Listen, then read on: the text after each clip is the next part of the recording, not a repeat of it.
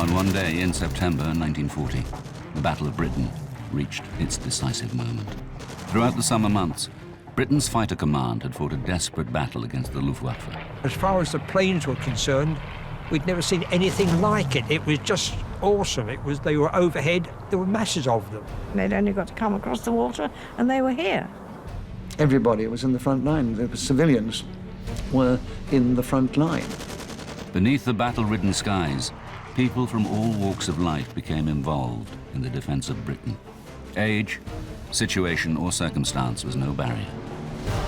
It was a time that this country was actually welded together with one aim in mind, to defeat the aggressor. Each day, they faced the grim realities of war. The next thing he said, I know I was standing on my own, the other man's on the floor, he'd been bombed. To me, as a child, it seemed extraordinarily fun.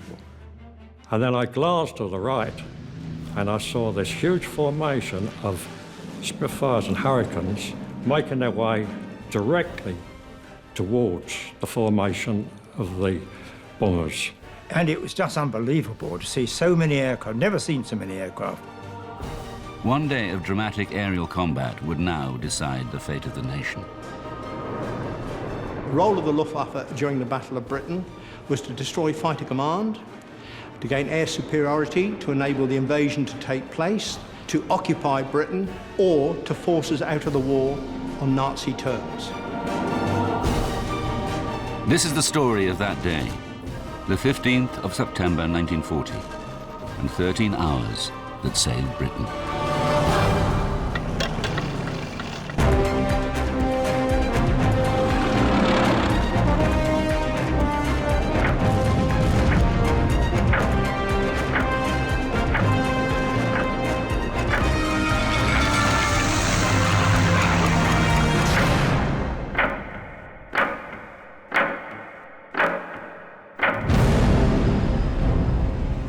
Hitler's Nazi Germany dominates Europe. His armed forces have swept across the continent, crushing all opposition. Of his enemies, only Britain remains undefeated. The rest of Europe was either enthralled to Nazi Germany or had been conquered. Poland, Denmark, Norway, France, Belgium, Holland, Luxembourg, these countries had fallen. So Germany was at the peak of his powers. Hermann Goering, head of the Luftwaffe, believes that attacks by German Air Force alone can bring Britain to its knees. He has promised the Führer that the Royal Air Force will be swept from the skies. The German Air Force had concentrated on the Royal Air Force, both in the air and on the ground, the fighter airfields.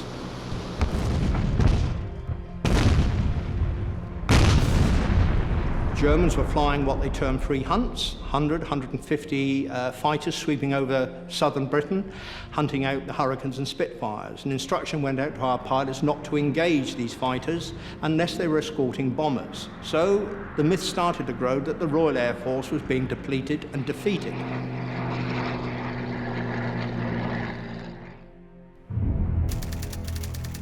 The following events take place between 6:30 a.m. and 7:30 p.m. 13 hours that proved a turning point in the war with Germany.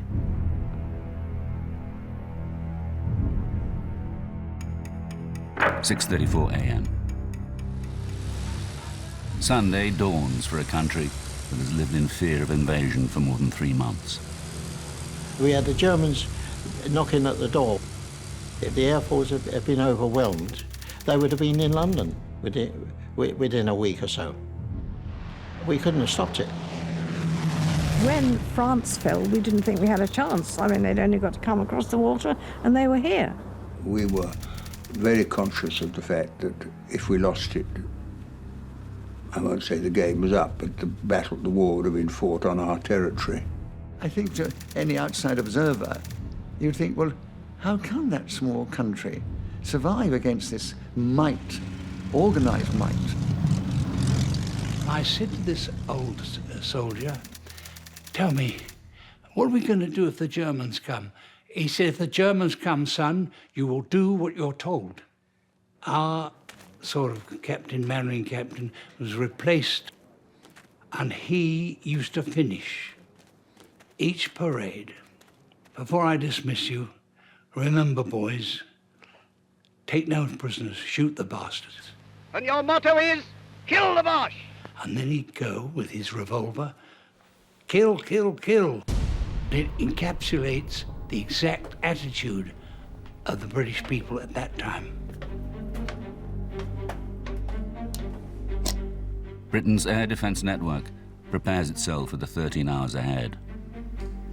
The air defence of Great Britain was divided up into 4 fighter groups. 10 group covering the southwest, 11 group London and the southeast, 12 group the Midlands, east coast, and number 13 group defending parts of the northeast, Scotland and Northern Ireland. As the day begins, one squadron from each sector is brought to readiness. The integrated air defence of the United Kingdom is all down to the foresight of Sir Hugh Dowding. When he took over Fighter Command, he reorganised the air defence of the United Kingdom into the group system. The Germans had nothing like it, and in fact, they just did not realise what they were up against. 8:02 a.m. A lone German Heinkel bomber on a weather reconnaissance flight flies westward along the English Channel. Out of range of British fighters, its progress is monitored by an innovation that is the cornerstone of Dowding's air defence system. We had radar, which of course gave us eyes into the continent, so we could see the build-up of aircraft and we could see the aircraft coming across towards the UK. This would give us time to get the aircraft up off the ground and into position to meet any given threat. This information would go from the radar stations to Headquarters Fighter Command. It was filtered, passed to their operations room, and then passed direct to the group. They would place the plots on the table, and these would be tracked in by radar. CH radar was entirely in the business of defence, in other words, picking up bombers at 90 miles range before they ever started crossing the channel and heading in our direction. They were seen on the screen the moment they got up in the air.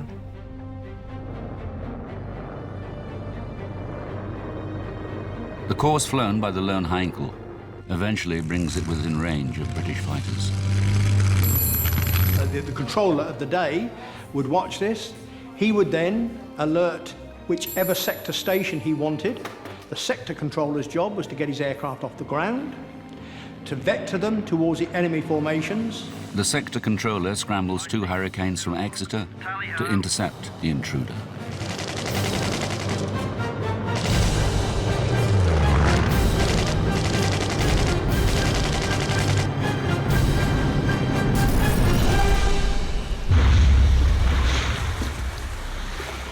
None of its 5-man crew survives. They are the first casualties of the day.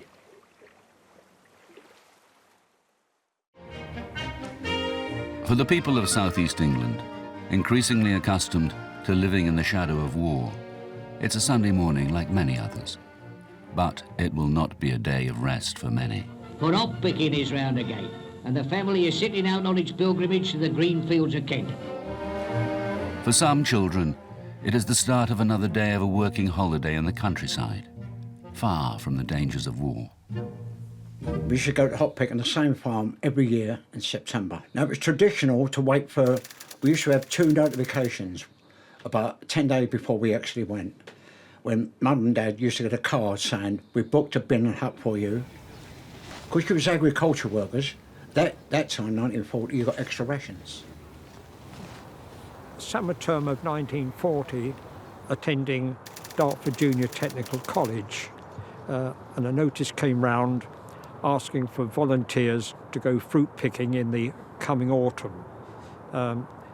Apparently, all accommodation, food would be provided free of charge, and we'd be paid for the work we did.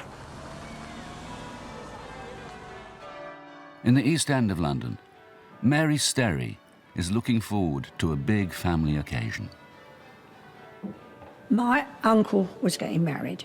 We didn't know the girl he was getting married, but we were told that she was a young actress. We had been invited to the wedding. My father, all us kids, the one getting married, Uncle Tom, was younger than my dad. And they didn't want us to go, did they? But, we went. Herbert Hurry is getting ready to join his workmates for a fundraising football match. I played a lot of football, and in my time I played on 1 or 2 decent grounds, but they knew that at work, and but my foreman was a decent type, and he said, if you clean my car, I'll let you off to play football. We used to play down by Wormwood Scrubs, and it attracted 1,000 people on a Sunday. 9 a.m. While London stirs into life, at bases in occupied France, Luftwaffe aircrews prepare their aircraft for a major attack. One they expect to be decisive.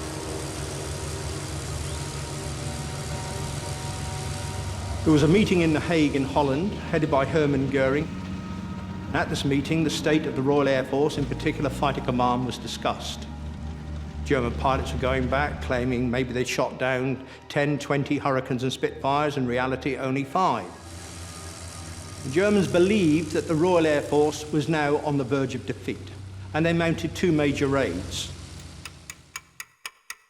10:30 a.m. Britain's air defences are on full alert.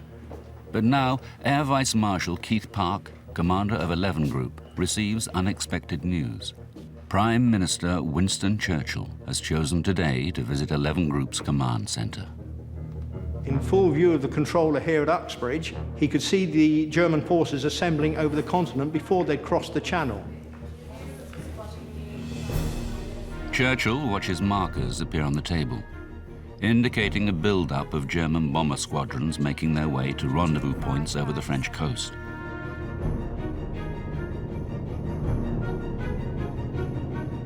Starting from a few aircraft coming over or near England and the south and east coast, to suddenly having to put up 250 plus was very, very scary. Because you couldn't imagine that many aeroplanes coming over. And were we going to survive? 11:05 a.m. 2 squadrons of Spitfires from 11 Group are scrambled from Biggin Hill. Climbing fast, they set course for their allotted patrol area 25,000 feet above Canterbury. The system swings into action as Park's controllers scramble more squadrons. Somebody would tell you that there were 200 plus, 100 plus, 50 plus coming over. A raid did build up, like a thunderstorm.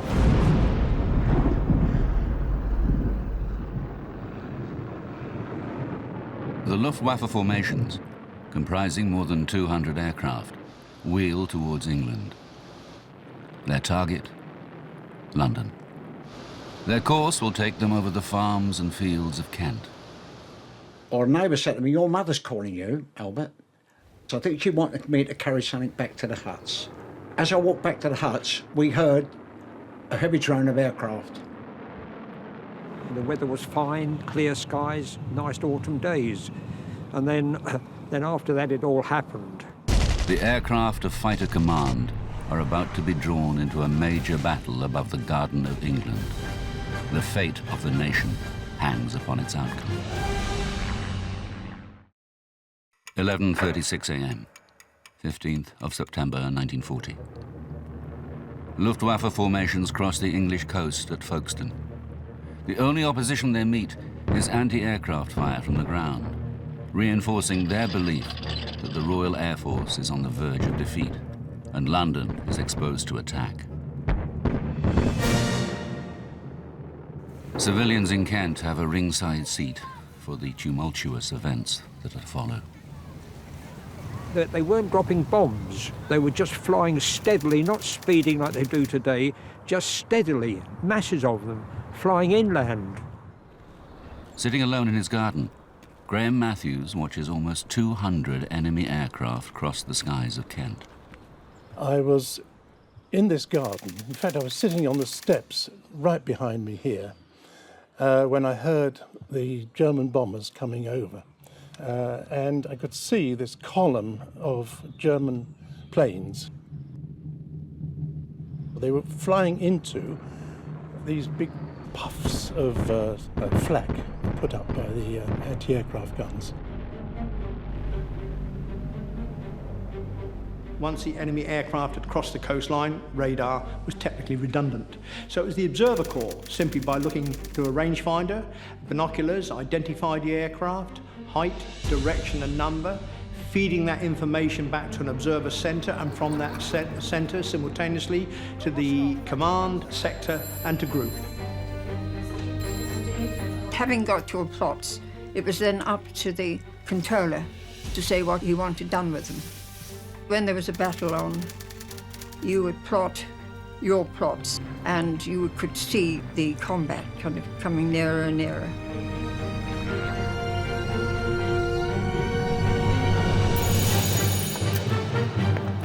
Precise information on the raiders' progress is relayed to RAF fighter squadrons.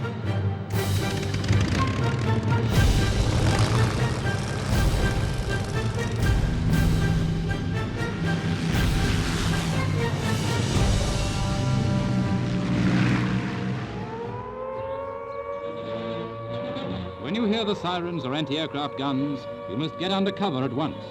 You must not stand staring up at the sky. The siren went, and of course, as a 6-year-old, I thought, this is it, war, war. So I zoomed out to the front door and stood there waiting to see all the soldiers with their guns and firing and shooting and sword fighting and all that. Nothing. Most people went to the underground, or if they had the little Anson sort of shelter, the tin placed in the bottom of the garden. My next-door neighbour, he'd dug a hole underneath his garage. If I was at home, I'd go down there and shelter. Above Canterbury, patrolling Spitfires of 92 and 72 squadrons have spotted the enemy formations and dive in to attack.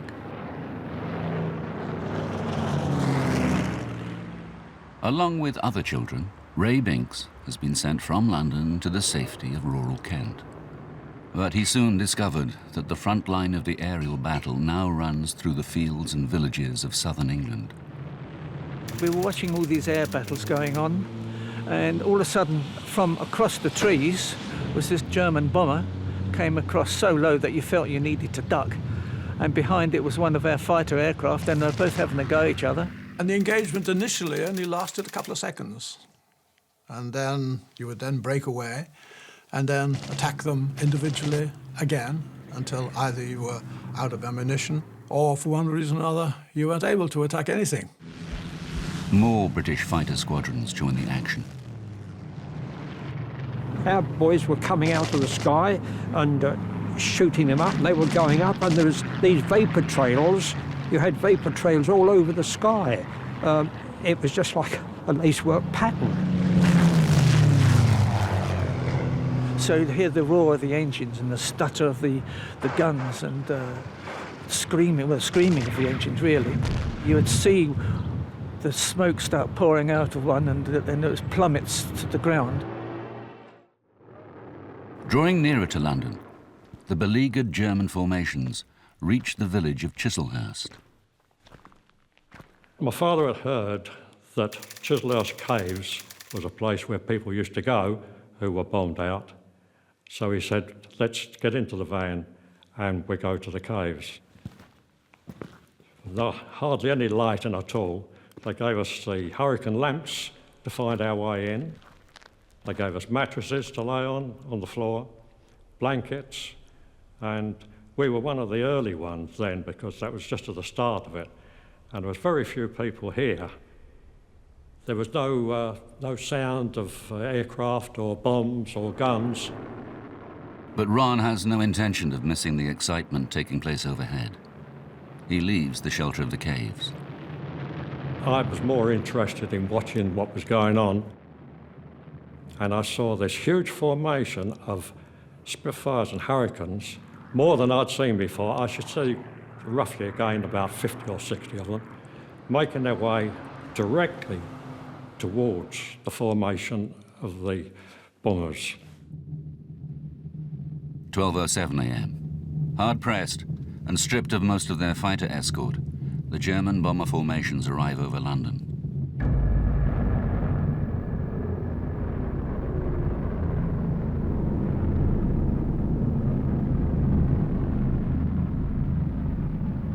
You could hear the throbbing of these aircraft. It was pretty eerie, I must say. You could hear it was droning, you know, sort of, and you think, oh my gosh, we're going to be in for it. Twin brothers Geoffrey and Alan Lee Williams are already accomplished plane spotters. We knew all the aircraft before we joined the ATC, because every book we bought was about aircraft recognition. German bombers, especially the Heinkels, they made a very distinctive noise. So you could tell the difference between a German plane and a British plane. 12:08 p.m. Park has 6 fighter squadrons over the capital itself, with 6 more en route from neighbouring groups. More than 125 RAF fighters are about to fall on the Luftwaffe formations. Once the fighters were up there, there was no anti-aircraft firing. Otherwise our aircraft would have been vulnerable. Clear blue sky above us. The bombers were about 15 to 20,000 feet up, I think.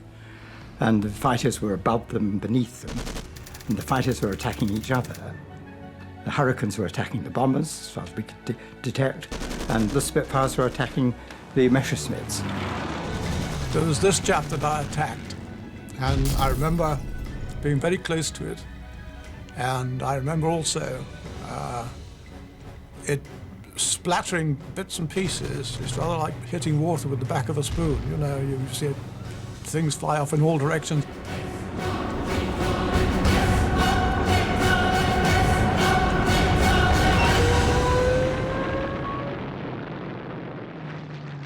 High over London, 5 squadrons from 12 Group now into the fray. There were that many RAF fighters in the sky, technically they were getting in each other's way.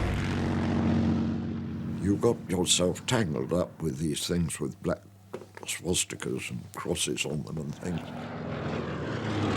Occasionally, you would find you were mixed up in a dogfight and a Spitfire would whiz past and you'd think, there's somebody else here as well, a friend.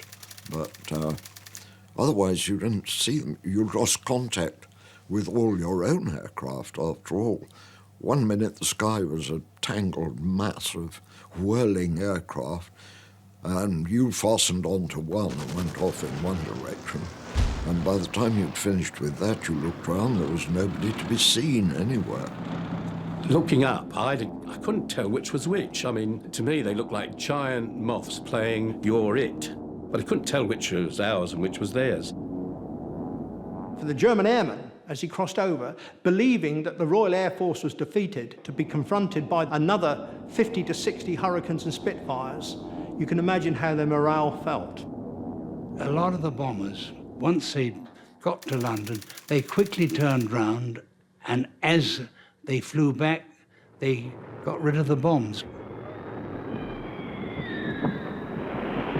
I don't remember hearing a noise at all. I think the bomb was so close that we didn't hear the noise, but we felt the blast.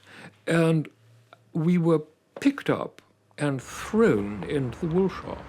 And, of course, the blast had reached the window and blown it in before it blew us through a fraction of a second between the two events, thank God, because if we'd actually gone through the glass, I think it might well have killed us. And then, as I was about to deliver another attack on the same aeroplanes, the crew began to bail out. And I was immediately behind it. And I remember seeing things I didn't really recognize to start with until they flew past the top of my cockpit, and I realized they were arms and legs. The German aircraft was shot down just over our area, And the pilot parachuted into the grounds of the old Bedlam lunatic asylum, which is now the Imperial War Museum. He was immediately surrounded by as many people as you can name, all very, very angry, of course. 12:11 p.m. The German formations turn away from London and head back towards the English Channel, harried all the way by Spitfires and Hurricanes. Two of the bomber pilots decided it was time to go home.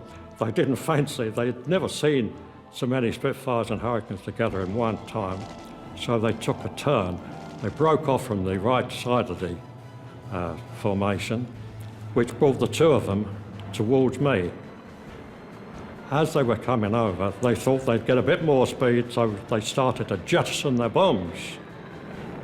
One of the bombs came down quite near me, but being young and energetic and quite fit, I was able to run.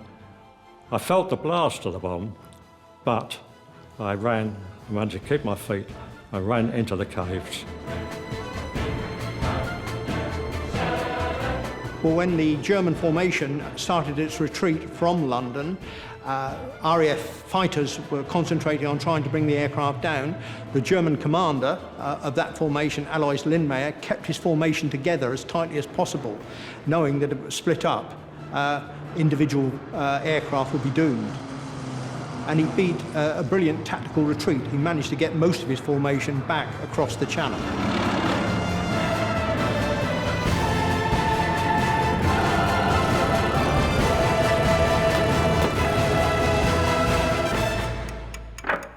(12:55 p.m.) All clear sounds over London and the southeast. When we came out, we saw that our house and business, which was a fruiterer's and greengrocer's belonging to my father, was completely ruined. Everything was smashed to smithereens, and nothing left at all. I had a friend at school, and we decided that we'd meet up at the weekend and I would cycle over to his house. When I got to the cottage, there was just a heap of rubble. There was the house gone. I leapt up and opened my window, and sure enough, there in the gutter was a big, plump chicken. I shouted to my little tiny brother at the time, "We're going to have chicken tonight, Dave." It turned out that what our dead chicken was that there was a very plump lady who was in the houses down the road, and it was that much of her arm that had got blown and onto our roof. That was suddenly a little boy growing up very quickly and thinking war is not much fun. They asked me to carry mugs of tea to the firemen who were still fighting the flames, the ambulance people who were still dealing with people who were trapped in some of the burnt buildings. We stayed there, I think, till most of the day, until the fires had all calmed down. But it was an experience that's impinged on my mind to such an extent, it'll never go away. 1 p.m. In the operations room of 11 Group, the plotting map is cleared of enemy markers. The Luftwaffe attack has been heavily disrupted. They have lost 18 aircraft, the RAF 13. But more hard fighting lies ahead. The Luftwaffe is gathering its forces for a second, far greater assault that will push fighter command to the very limit.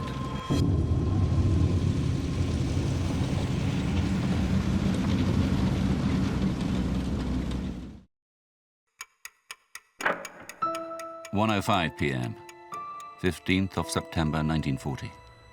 German bombing raids have shattered the peace of Sunday morning. The people of London and southeast England begin dealing with the aftermath of the raid. Some discover more than just debris and destruction. We were in our shelter and we crept out, and in the first apple tree down the garden there was a parachute opened. No sign of an airman, just the parachute. This little pickup truck came along, I think it was a Hillman or an Austin, with 4 or 5 Home Guard in the back. And I think they had one rifle. And they asked us where the parachutists had come down, and so we told them, and off they went. We were told to keep them covered and make them take off their parachute. When they were captured, those German pilots, they were so arrogant, they couldn't do anything with them because they thought they would be released in a few weeks. The Brits were going to give in. I think if someone's dropping bombs on you, you don't like those people very much. You know, there used to be a saying going around, the only good German was a dead German. The other thing was, which lightened it up for us kids, was searching for shrapnel. Shrapnel became a sort of currency amongst small boys. You could swap cigarette cards for shrapnel and the other way around. A really good conker would be worth a piece of shrapnel. And so getting out into the streets first was quite important. What you got, Gert? Cool, that'll make a good souvenir. There would be competition between other boys, mostly boys, girls as well, I suppose, but mostly boys, of how much you collected. We collected buckets of the stuff. We did find a live incendiary bomb, so I took it along to my friend's house, who lives a bit further this way, and he got it on the workbench, and he was drilling a hole in it, and of course they're magnesium, and the drill bit was getting hot, and there was vivid blue or mauve flame coming off the bomb, and I decided to get out of it as quickly as possible. And I went and told his mum, and he was rather upset about that, you know, stop his fun. As soon as the people had cleared the bomb site, we were on it.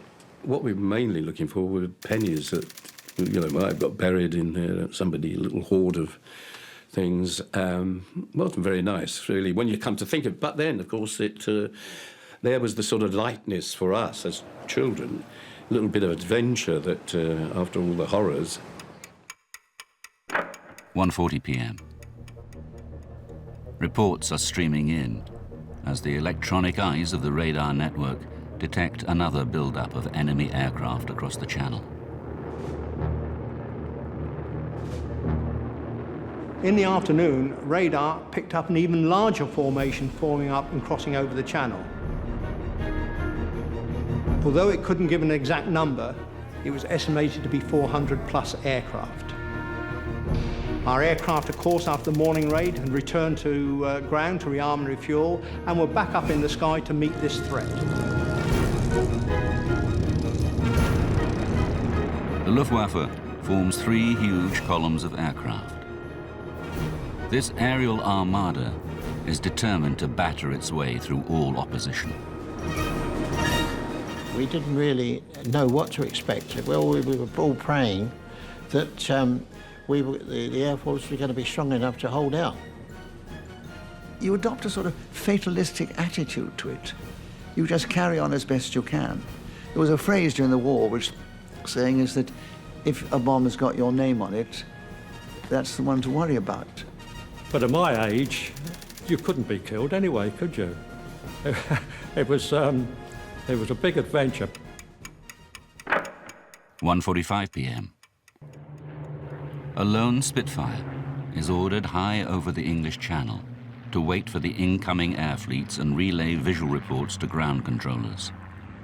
Meanwhile, Mary is under the impression that her memorable Sunday is over. She had a white wedding dress, and she had some flowers, just little tiny flowers in her hair, you know. Anyway, once they'd got married, they came out the church, right?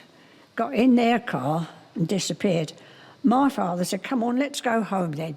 We'd never known anything like this before, and the only consolation we had was that everyone was in the same boat.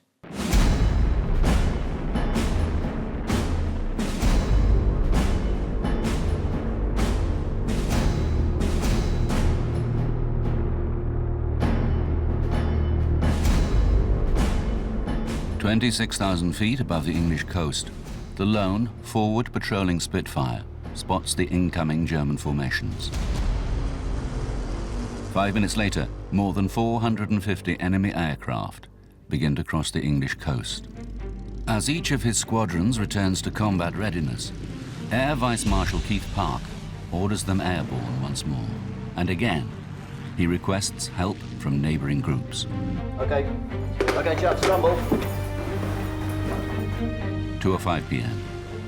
275 fighters are scrambled to face more than 100 bombers, escorted by over 350 enemy fighters. Throughout southeast England, the air raid sirens scream their warning. This is Red Observer.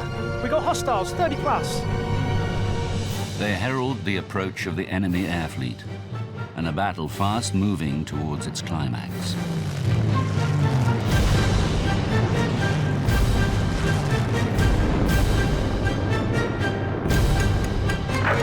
(2:14 p.m.)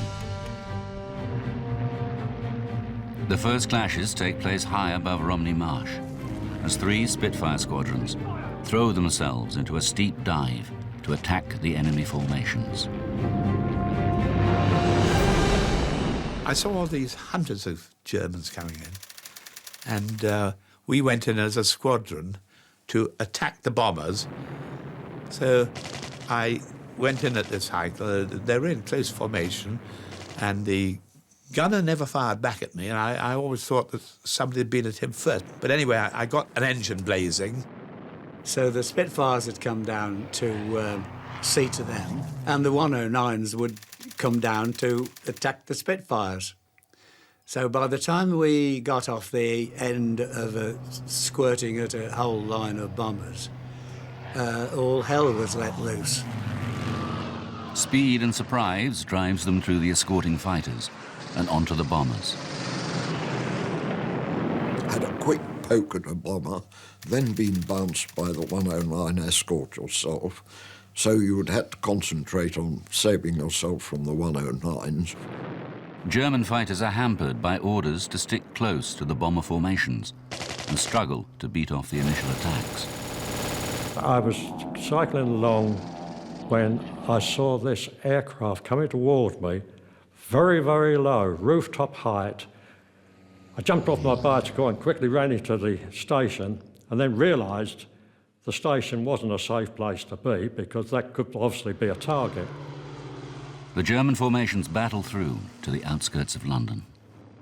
We went into the Anderson shelter, and then people started to say, look at this. And of course, we all piled out to see what this was. And it was just unbelievable to see so many aircraft. Never seen so many aircraft. 2:30 p.m. The first of London's anti-aircraft batteries open fire. With little more than 200 heavy guns available, London is desperately short of anti-aircraft artillery. But the barrage unsettles the approaching bombers and acts as a beacon for British fighters. The first thing we'd see is the cloud of anti-aircraft fire. We seldom saw aircraft in the air because you could pass 500 aeroplanes flying in the opposite direction 2 miles away and not see a thing. All we used to see were the anti-aircraft shells bursting, and we would fly towards them, and then in the middle of those, of course, would be the bombers. In fact, we used to say that the only useful thing that the anti-aircraft did was to provide the puffs in the air, which enabled us to see the bombers. My chum came in, all his clothes had little holes in it, and it was shrapnel from the big guns from the parks, you know, and all the shrapnel had gone through him, burnt holes all over his suit. Stretching out over town and countryside, 60 miles back to the English coastline, the sky is dotted with twisting, turning aircraft and streaks of vapour and smoke. What you can remember is them coming down in smoke and screaming and that sort of thing, sparring down with a column of smoke and hit them when they hit the ground. 2:33 p.m. The command system is becoming overloaded, with reports of squadrons engaging and dogfights underway. The situation boards and the plotters' activity tell a story of total commitment. One would have the impression that during a battle, the operations room would be calm, controlled and orderly. According to one of the ladies that worked here, when aircraft are up, It was chaotic and extremely noisy. Churchill observes the crowded plotting table, sensing that the action is approaching a climax. He looks for signs of squadrons being held in reserve. He asked Park, how many reserves do we have left? The answer was none. Everything was committed for the afternoon raid. Park, later described as a man who could have lost the war in an afternoon, has sent every available squadron into action. The decisive hour has arrived.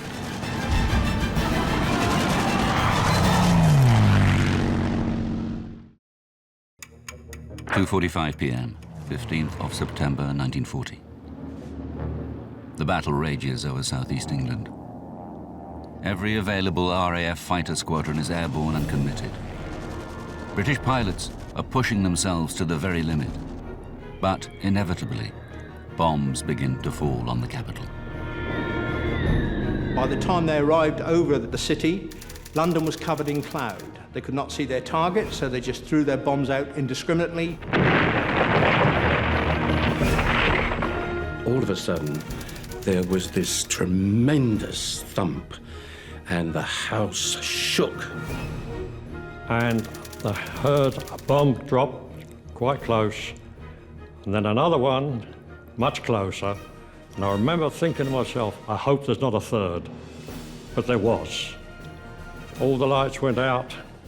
It was pitch dark. All the dirt and dust came up from the floor. Everyone was choking. But fortunately, we were alive. Right next door to us was the pickle factory. Well, that got hit, and there was pickles flying everywhere. There were bottles bursting everywhere, because everyone owned the bikes, you know. There was pickles flying everywhere.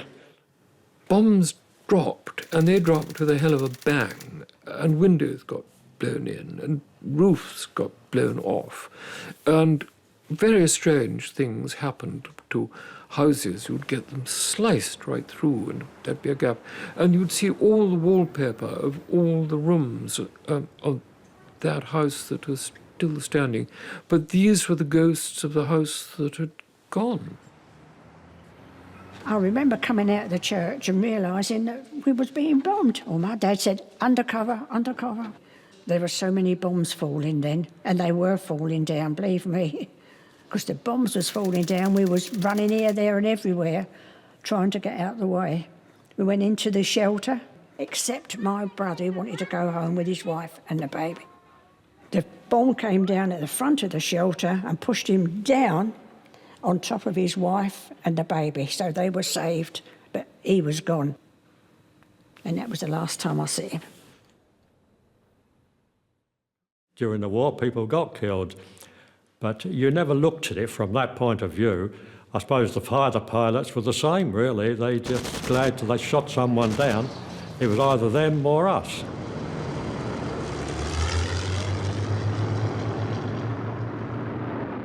Bombs have been scattered over a wide area of southeast London. Now, the raiders turn for home. Their escort fighters have already left with barely enough fuel for the return flight. And then there were sitting ducks, and that's why there were so many German bombers shot down. 3:15 p.m. As the retreating bombers reach the channel, they are met by fresh German fighters, hastily dispatched from bases in France. Fresh British fighters, racing towards the battle from bases in Exeter, engage them. But British fighters are forced to abandon the chase. They are low on fuel and ammunition, and forbidden to pursue the enemy out across the sea.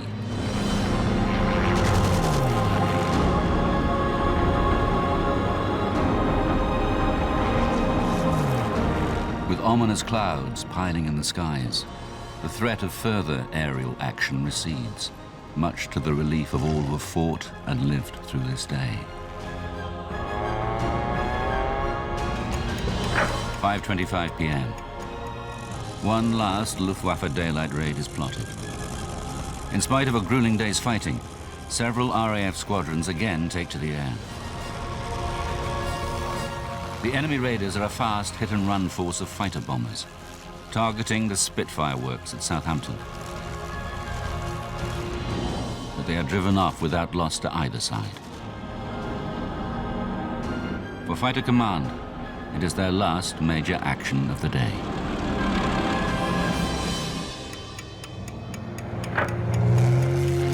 Today was the most costly for the German Air Force for nearly a month. In daylight raids, between 350 and 400 enemy aircraft were launched in 2 attacks against London and southeast England. About half of them were shot down. In the heat of battle, RAF pilots believe they've shot down many more aircraft than they have. Actual German losses are more down to earth. The Luftwaffe has lost 79 aircraft and more than 130 aircrew, compared to RAF losses of 29 aircraft with 12 pilots killed. Nonetheless, it represents a stunning victory. It was a defining point in the war. 2 days later, Hitler postponed Operation Sea Lion. He realized that the Luftwaffe had not defeated the Royal Air Force, therefore the invasion could not go ahead. And you felt so proud of these wonderful young men who was defending us. Yes, I mean, they were, in that sense, heroes to us. These were people who were giving their lives and protecting us. And if I could have, learned how to fly an airplane, I'd have been up there. I wouldn't, of course. My mother wouldn't let me. The 15th of September 1940 was the finest hour in our history, because we came so near to defeat. It was a time when Hitler thought he would be able to bring us to our knees, and he failed. It was just, a remarkable outcome, and here we are to tell the story. When we were at an air raid shelter, when an RAF pilot came in, and people stood up. Yes, oh yes. And applauded him. Yes, yeah. He was only a young chap, very embarrassed, no medals, but he had his, wings. He was waiting, I think, to do great things. But he looked so young, but everyone stood up in that shelter. And rather like a theatre performance, they applauded him. The fighter squadrons, a highly organized defense system, and the national spirit of resilience have taught the Nazi regime an abrupt lesson. It is their first military defeat. There will be bombing raids on British cities under the cover of night. There will be 4 more years of hard fighting. But Britain itself has been saved. The British people have maintained their freedom and secured their island home from invasion.